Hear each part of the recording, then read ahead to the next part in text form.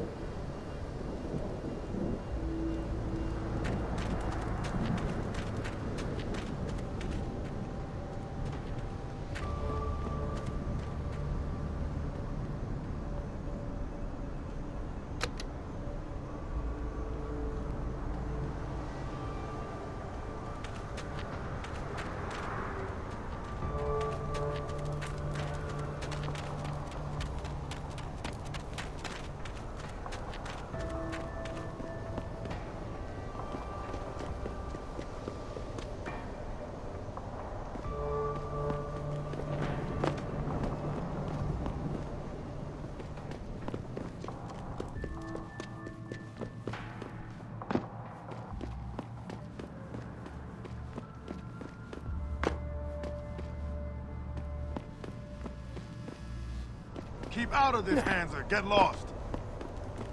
Keep out of this, Hanser. Get lost. Come on, David. Did you get everything? We have to get that son of a bitch, Jensen. I think I have everything. Excellent, Jensen. I knew I could trust you.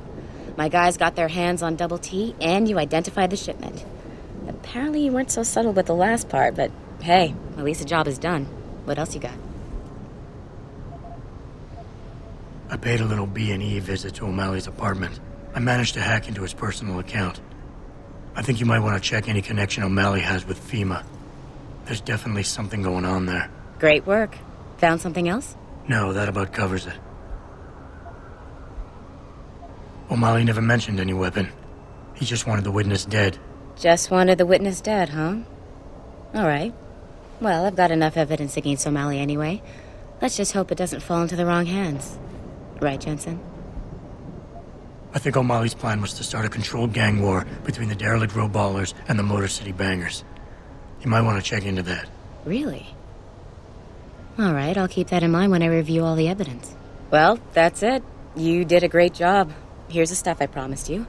We've got more than enough to nail him now, and I want to make a move before that son of a bitch gets wise. But I ain't got no backup, and I doubt he'll go down peacefully. You've already done the bulk of the job. You want to put the finishing touches on yourself? It'll be my pleasure. Perfect. My contact tells me O'Malley's gone back to his apartment. Go get him. I'll be waiting for you in the alley near the building once you've taken care of that scumbag. Satisfaction guaranteed, or you get another.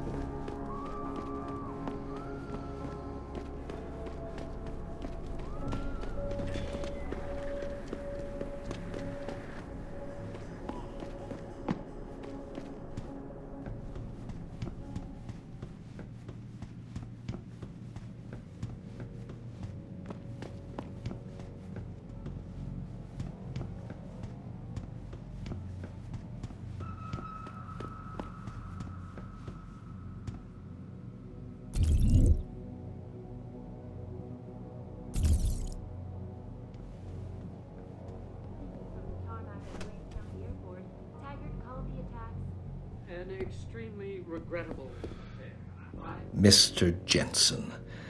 Don't know why I didn't recognize you the first time. Here to make sure your treachery is complete.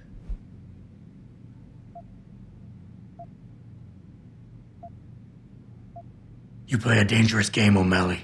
Manipulating people, killing them. What's happening here shouldn't come as a surprise. It's an inevitable consequence. In the end, it seems you and I aren't so different, Mr. Jensen.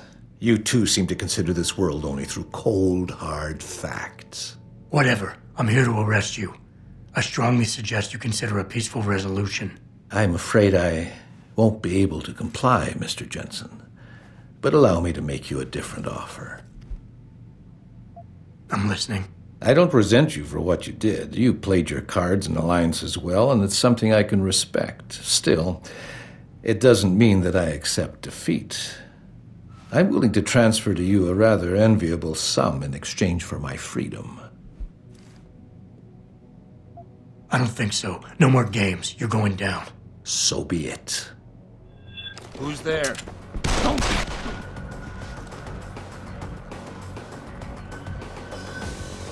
Run away!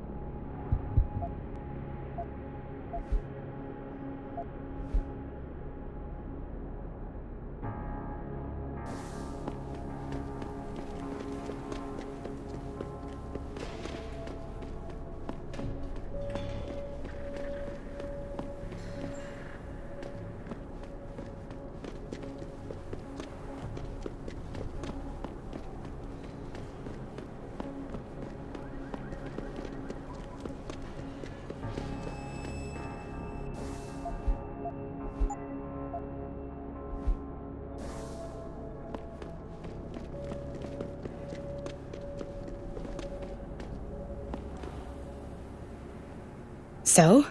What happened? He looked a bit tired and it made him grumpy. He's asleep now. All that's left to do is go in there and cuff him. I've always liked your style, Jensen.